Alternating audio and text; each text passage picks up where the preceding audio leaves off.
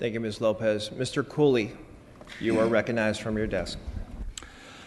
Colleagues, I rise in opposition to this bill. I've been reflecting upon this bill, thinking about this bill for months. I've spent Sundays in my Capitol office here with parents that I invited just so I could engage in an in-depth conversation. And I rise because, this is a balancing act between a health care issue, the power of government, and other important rights, access to education, which in California is a constitutional right. And this is the month in which we honored the Magna Carta, which stands for the notion that there is a limitation on the power of the king. And I see this issue as kind of pulling us into that conversation. What does it mean as a deliberative body to try to give direction when there is a balancing act between fundamental interests? I feel the fatal problem with this bill is it does not give enough legislative direction for the exercise of this right. It has been materially improved by the amendments taken in the Health Committee, by amendments taken on the floor last Thursday to open up the process a little bit. But in general, in this area, the bill as it came out of the Senate was a delegation of legislative authority, sort of the standards of the CDC. And that language in the bill that was in there formerly of if you have a contraindication, this is CDC language. And in that sense, we were sort of delegating decisions in this vital area of the intersection of education and health and parental rights to this outside set of rules, CDC.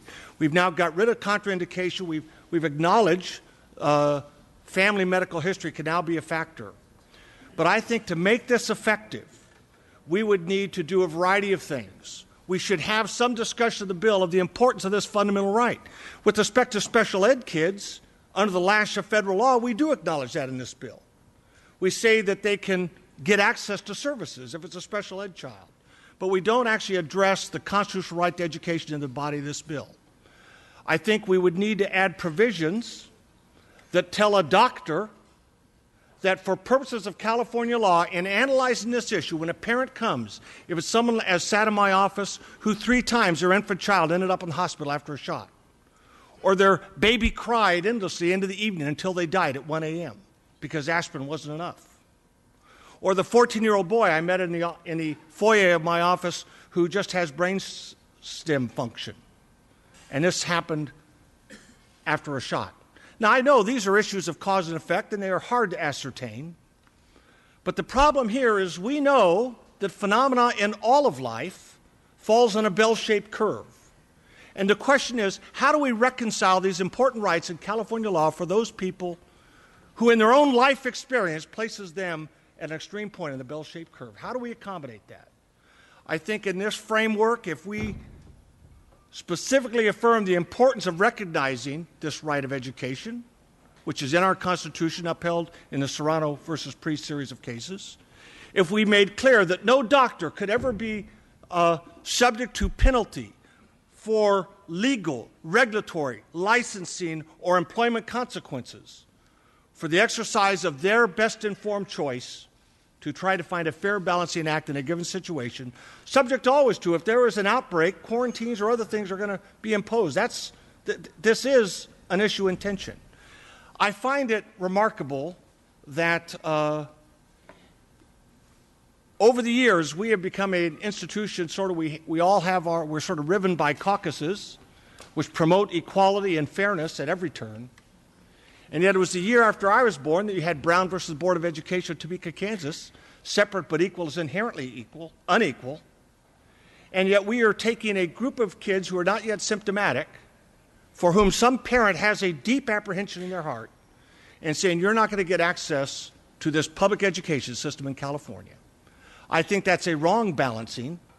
I think it's very problematic. It goes to the core of what we are about. 30 seconds. I think this is an idea which is not well-founded for the sort of balancing act that we are charged with. I do think it is in the power of this institution to give more direction to the medical community and the educational community on how to balance these very important things. I think it's worth doing so. My father had polio. I've got My first grandchild will be in kindergarten this fall. I'm very interested Time, in these Mr. issues. Cooley. Thank you very much. Thank you, Mr. Cooley. Mr. Levine, you are recognized.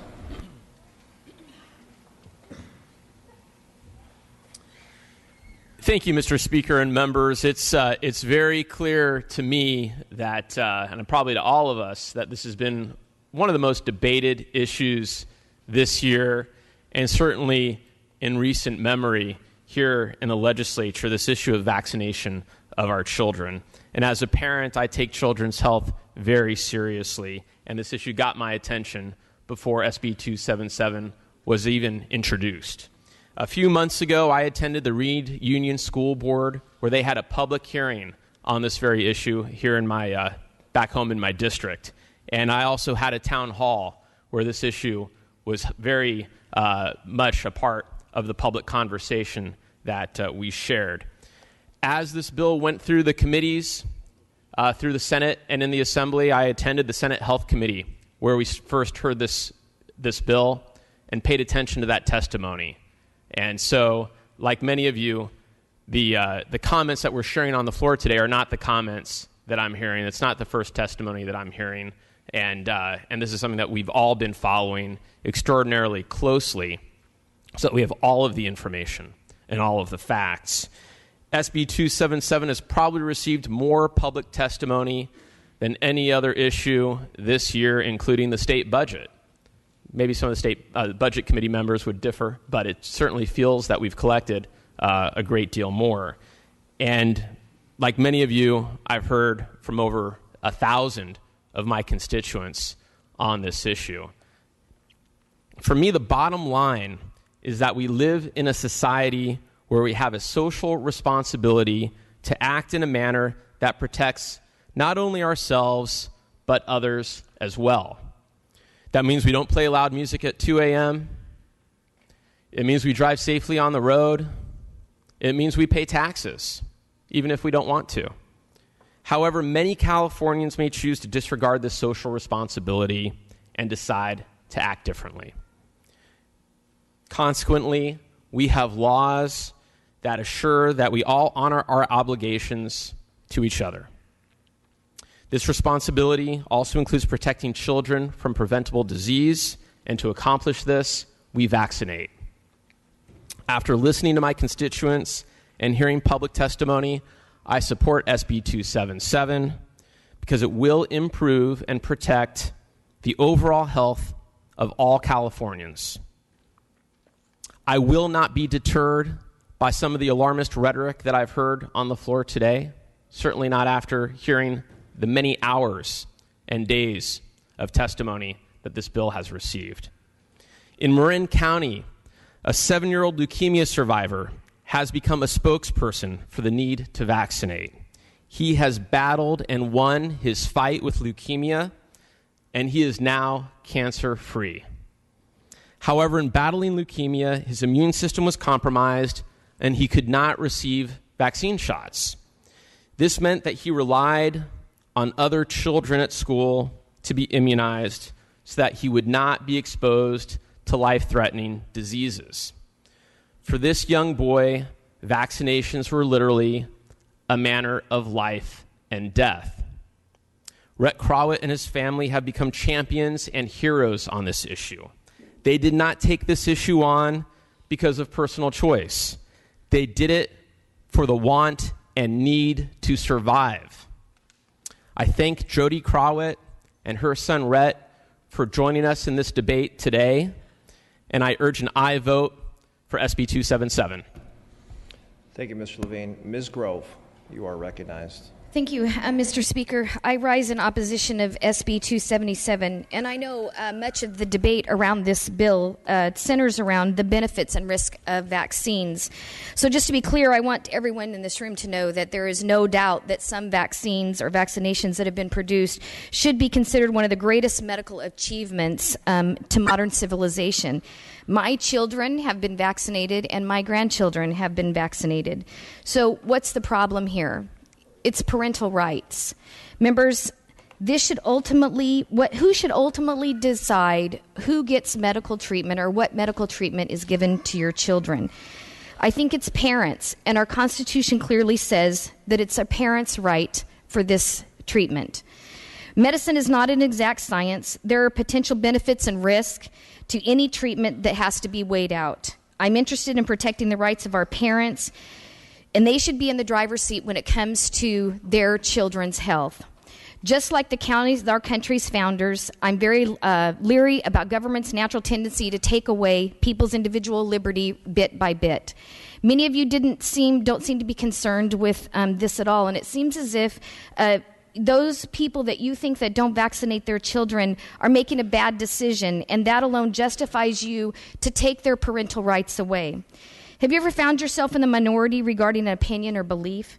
Do you think that it's right for the majority to threaten to take away your children's education or to try to make you change your mind? Is that what this legislative body wants to be known for? But you say, in this minority opinion, they're threatening the lives of other children and the population as a whole. Aren't vaccination rates, they're over 90% right now. Couldn't this legislative body invest in a public awareness campaign to get vaccination rates higher before they take this drastic risk? If you think people are misinformed, then educate them. But don't do this. It's a drastic measure. You might argue that forcing parents to vaccinate their children because they have the right to homeschool them and not to a public education if they choose not to vaccinate their children would be a good solution, and that's what this bill does. I support homeschooling, charter schooling, and all those things, but offering a concession like this is like taking away their driver's license and telling them they can take the bus instead. And our Constitution clearly says that our students in this state have a constitutional right to an education. Permission to read. Without objection. It says in Chapter 6 of the Education Code under our state laws, it's the right to public education in California. The right to a public education in California is fundamentally and fully guaranteed and protected by the California Constitution. Recognizing that the central role of education plays in our society, the California legislature has enacted numerous laws designed to promote equality and educational opportunities and to safeguard students against discriminatory practices in public schools providing educational services. That's in our Constitution, and we all swore to defend the Constitution of the United States and the Constitution of California when we took an oath to legislate in this body. I don't think most parents are willing to give up that right. When was the last time that you saw so many different people from so many walks of life across political persuasions that came to this Capitol to protest and support certain legislation? This should be a clue. I ask you not to dismiss their concerns. These parents have every right to decide for their children what they feel is best for their children. There are a lot of people out there that don't want to pay attention to politics. Most people are involved in their everyday lives, raising their families and not participating in politics. But I think that awoke a sleeping giant. I think that thousands of people came to this Capitol to voice their opinion against this vaccination bill because they believe truly in their heart that a lot of the vaccinations that have caused damage or irreparable harm to their children that have been vaccinated. I chose to vaccinate my kids, but I don't think it's any of our right to make sure that we mandate that every person vaccinate their children or they lose constitutional rights. I would ask for your no vote. Ms. Brown, you are recognized. Thank you, Mr. Speaker. Colleagues, I respectfully rise in opposition to this measure today. First of all, I was vaccinated as a child. All of my children were vaccinated. Whenever I look at the polio trials that Dr. Salk performed, I was one of those children that stood in line so that this body would not have to deal with polio. So I understand what vaccinations do. However, I do not believe that 277 is necessary. Over 90% of students in California are vaccinated, and the number of personal belief exemptions have decreased.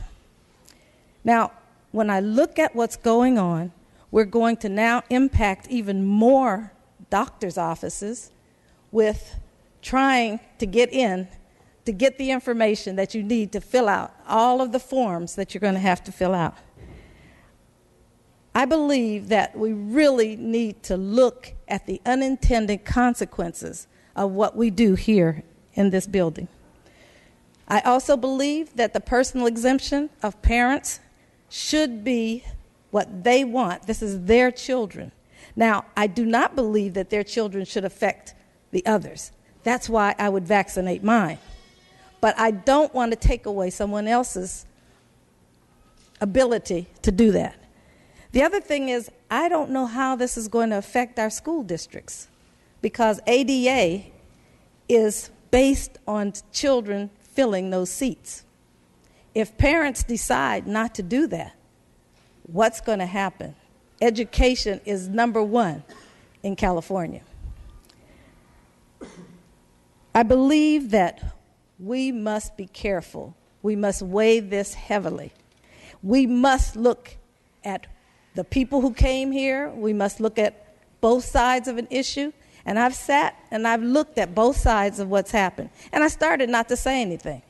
However, I really believe that we should look at this much more carefully. And I'm asking for a no vote. Mr. Wilk, you are recognized.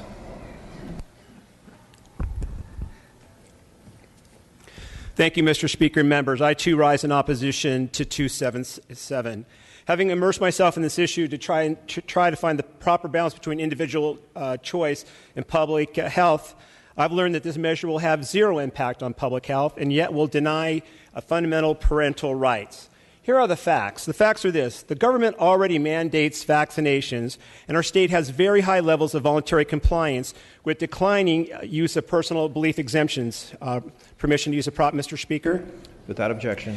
I pulled this from the California Department of Public Health website, fact sheet, August 2014. Vaccination coverage in California is at or near an all-time high, and that was before the implementation of AB 2109, which this body passed back in 2012. The fact is only 2.54% of children in our schools claim a personal belief exemption, and 0.19 have medical exemptions. Health Department reports show that children with PBEs are not to blame for our state's whooping cough outbreaks or the recent measles outbreak. So how can we even consider permanently banning these children from our schools and daycare? And who are these children anyway? You know, some proponents would have you believe these children's parents belong to the Flat Earth Society, but that could not be further from the truth. My experience has been the vast majority of these parents are smart and sophisticated regarding their children's health. Many children are on delayed schedule or haven't taken all the required booster shots because blood work has already confirmed the child has built up immunity with fewer boosters. And many are children who have not been vaccinated because their older siblings have suffered vaccine damage, and their parents feel their later children are genetically predisposed to be damaged as well. The CDC states that vaccines, like any other medicine, is capable of causing serious harm. The federal government and the U.S. Supreme Court acknowledge that vaccines are quote-unquote unavoidably unsafe products that can cause death or serious harm. Since 1989, the federal vaccine court has awarded $3.1 billion to vaccine injury victims. Proponents of the bill state that the severe vaccine injuries are rare, but these rare injuries leave families who witness them traumatized. These families, I can assure you, will not line up to take vaccines for their children just because SB 277 becomes law. So their children will be barred from our schools and forced to learn in isolation. And as stated earlier, they're going to be going to Cub Scouts, Pee Wee football, dance class, and other youth activities, and they will still go to Disneyland. So SB 277 defies common sense. Furthermore, SB 277 also violates the law. In the 1976 Serrano v. Priest case, the California Supreme Court held that in our state, equal access to education may not be impeded absent a quote-unquote compelling state interest, which must be met using the quote-unquote least restrictive means available. So SB 277 violates this precedent and our state constitution. The fact that this bill has been heavily amended shows the concerns that many of us have with this bill. But while these amendments may make us feel better, they do not make the bill better. To address concerns regarding children damaged by vaccines and their siblings, the author accepted an amendment that doctors may consider family history for medical exemptions. But this amendment violates federal and state laws as well as health protocols. California law requires doctors to follow the standard of care in their specialty. For vaccinations, the standard of care is set by the CDC guidelines, which are adopted by the American Academy of Pediatrics. The CDC specifically lists, quote, conditions commonly misperceived as contraindications to vaccination, end quote, and warns doctors against using these conditions as reasons not to vaccinate. Conditions listed include family history, neurological conditions, seizures, or developmental delays. Changing a couple words in California's medical exemption statute cannot override CDC and AAP guidelines. It cannot override decades of California case law, which always applies the same test. Did the doctor follow or deviate from the standards of care? Doctors should not be forced to choose between their patients' health and well-being and their own license and livelihood. Furthermore, the special education amendment doesn't work. The amendment only allows children with individual education plans, or IEPs, to, quote, access special education or related services. 30 seconds. But access to service is not the same as attending school, and not every child has an IEP. So with or without an IEP, special needs children have the right to attend school with their non-disabled peers and cannot be excluded from the classroom. This bill will violate their rights. And it also completely ignores younger children, like 2 or 3 years, that have yet to go get an IEP. So will not be identified as having special needs, will not have obtained an IEP, will not receive early intervention service, and will fall through the cracks. I don't believe passing this legislation is in the interest of families or the children of this state, and I strongly urge a no vote. Thank you. Thank you, Mr. Welk. Mr. Chavez, you are recognized. Thank you, sir. I'm not going to restate the arguments that have already been made because I think they're done very well, especially by the last speaker. And I'd also like to recognize member for the Health Committee, the chairman. He was right. It was a very good presentation and debate both sides presented. And I thought it would be appropriate to bring up some points that came in that discussion that have not been discussed yet on the floor. The maker of this bill had a previous bill, 2109, which it came back, 2109 that came forward in 2012, basically gave the parental choice, but required the parent to be educated on vaccines and the value of vaccines. Now that 2109 went into effect in September of 2014 for the school districts. This bill we have before us came across the floor the second week of February of 2015. In the discussions we had in the hearing, I asked a direct question, why did we have this bill in the first place? If you were so strong a maker of the bill on 2109, and we had not seen the full impact of 2109 as far as parents increasing their immunization rate, why did you do this bill? And he never had an answer. Furthermore, when I asked the question, I said, you voted on a bill in March. It was SB 445 that allowed homeless children to attend school without any immunization record. I asked them, why did you support that bill? What was your thought process? And he made the comment that it was extremely important to allow homeless children to be educated, and this was a secondary issue, and there was a number of others besides immunization. And I agreed with him publicly. I said, I agree with you. I think it is extremely important that these children be allowed to attend. But in your thought process there, education was a higher priority than the immunization before they went to school, which is exactly against this bill. I think what the logic goes to is, why are we even doing this? I think discussed earlier, there was immunization rates going up. 2109 has shown that when parents are educated, they make the right decisions. I believe in vaccines myself. And the last question that came up is the whole issue of communicable diseases that you can get. Two of these, tetanus and hepatitis. That's not something you're going to get brushing against a kid in a classroom. You get those diseases in other means. But that's part of this register. So for whole issues, just strictly a communicable disease like measles or mumps or something like that, then why are these in there? You know, when we take away the individual right from a parent, we need to really be careful on what is the logic and why are we stepping to this. I noted the couple of speakers before, and they actually used the words, do we want to wait for a full-fledged crisis until we protect our most vulnerable? Obviously not, but the mere statement and the way it's given, it's a fear tactic. I would argue that the greatest fear we have is not so much from a disease. The greatest fear we have is that we lose the right of freedom that this country affords us. This is not about vaccines. This is about a freedom of a parent to make the best choice for their children. I'd ask for a no vote. Mr. Hadley, you are recognized. Thank you, Mr. Speaker and members. I rise today in reluctant opposition to this bill. And I say reluctant because I agree with my colleague from San Diego that vaccinations are one of the great blessings of the last 2 centuries in the world and in the United States. My aunt was partially paralyzed by polio, lived most of her life that way. My wife and I are vaccinated. Our 4 children are vaccinated. My son is in the U.S. Army, where he is required to be vaccinated in ways that most civilians are not. And I certainly hope that my grandchildren will be vaccinated. Vaccines are an essential part of the modern health system. I really wanted to support this bill.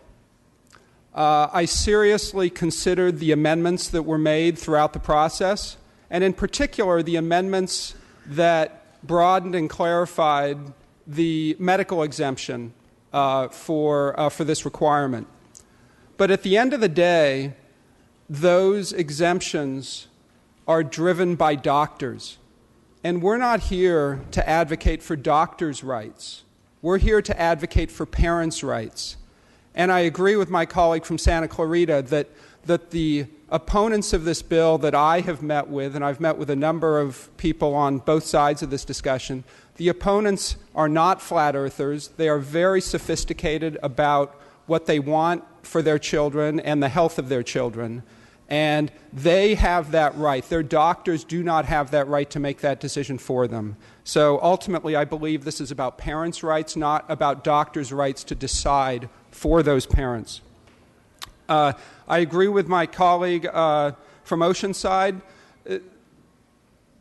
There's something fundamentally dishonest about this 2-year process by which AB 2109 was introduced, passed, is implemented, its results have been positive so far, a 19% decline in personal belief exemptions in the first year. And one of the features of this bill, SB 277, is that AB 2109 is repealed. So I'm pleased to know that I have now found a way we can repeal some of the legislation in the state of California. Unfortunately, we just have to introduce something more intrusive to replace it with. Mr. Speaker and members, the absolute foundation, not just of our healthcare system, but of our lives as free Americans, is informed consent. Consent. That is what this bill is about. Parents are best placed to know what's best for their children. I rise in opposition to this bill, and I will just remind all of us, freedom doesn't need our protection when it's a majority view. Freedom needs our protection precisely when it's a minority view. Please vote no on SB 277. Mr. David Chu, you are recognized. Thank you, colleagues. I wasn't planning to speak today, but I was asked to address some of the contentions that this bill is not constitutional. The fact of the matter is we have heard from the top constitutional scholars from around the state who are from all of our districts, from Berkeley, from Stanford, from UC Hastings, from UC Irvine, including the professor who argued the Serrano versus Priest case, which was invoked today as a suggestion that this bill is not constitutional, who have explained to us that the constitutional right to go to school is not unconditional. We know that schools have to be safe, that the state has the power to regulate schools for safety. We also know that the compelling interest for public health has allowed us to place reasonable regulations on the extreme extensions of a person's liberty. So, for example, if a student were to get TB, that student can be quarantined, and we know logically why that is the case. Government has a compelling interest in stopping the spread of communicable diseases, and we know that a person's liberty never includes the right to endanger someone else. Now, all that being said, colleagues, I know this has been a vote of conscience for all of us, and I want to thank the hundreds of parents that we have all been interacting with in each of our districts on this. I also want to thank the authors for including and protecting the medical exemption, as well as ensuring that family medical background can be considered by doctors as they proceed. But I am planning to vote yes on this bill. I think that a yes vote on this bill protects the rights of all of our children to go to school. A yes vote on this bill means that life can go on for our schools for healthy students who aren't going to be missing school because they pick up something from another student. And with that, colleagues, again, respectfully ask for your aye vote. Mr. Breaux, you're recognized. Thank you, Mr. Speaker and members. I rise in opposition to 277. I believe this is going to impose an inflexible and misguided one-size-fits-all standard and do lasting damage to the cause of parental choice and the principles of religious freedom. In every way, it ignores the diversity of our state and would completely deny millions of parents a defining say in the upbringing of their children. I do recognize the points made by some supporters and their desire to promote necessary vaccines. I'm vaccinated. Actually, like my colleague from Torrance, his son, I served in the military, so I got all kinds of shots, and in fact, I lost my shot record, so they assumed I never got any of them in the first place. My kids are vaccinated. But this bill goes too far and encroaches on basic freedoms and will do a lot more, in my opinion, undermine the public health system than it could do to improve it. And one of my major concerns is earlier this year we had a big media frenzy about Ebola.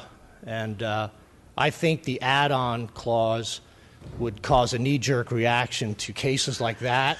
And something will quickly happen on a immunization in a matter like that without doing the true science and the true facts. So I urge a no vote on this bill.